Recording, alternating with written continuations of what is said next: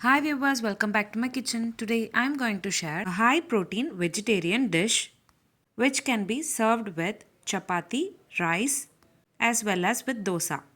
You can also pack this recipe for your kids' lunchbox.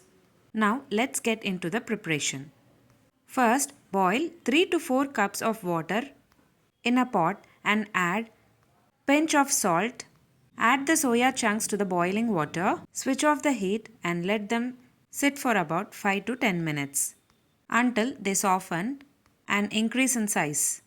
Drain the hot water and rinse the chunks thoroughly.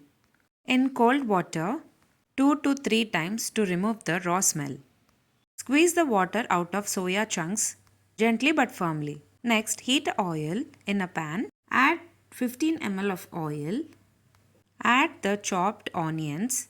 I have added 1 onion and saute until they turn into golden brown color. Later, I have added 2 medium sized tomatoes, sauteed until they become soft. Later, I have added soya chunks which we have prepared. Saute for about 5 to 10 minutes. Later, add 1 spoon of salt and 1 spoon of red chili powder. Today I have taken 1 cup of soya chunks to prepare for 2 members. You can increase or decrease the quantities based on your requirements. Now add little water, cook until they absorb the water. Today I have not added garam masala.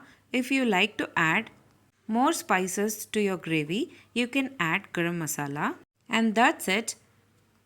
Very simple and healthy soya masala side dish for dosa, chapati and rice is ready to serve. You can have it for your breakfast as side dish and also pack it for your kids lunchbox. If you like this video, please give a like and share to your friends. Also don't forget to subscribe to my channel to get to know many interesting recipes. I have shared many recipes in this channel. I will provide all the recipe links series wise in the description box below. Please do check on the same. Let me meet you again in my upcoming interesting recipe. Thanks for watching.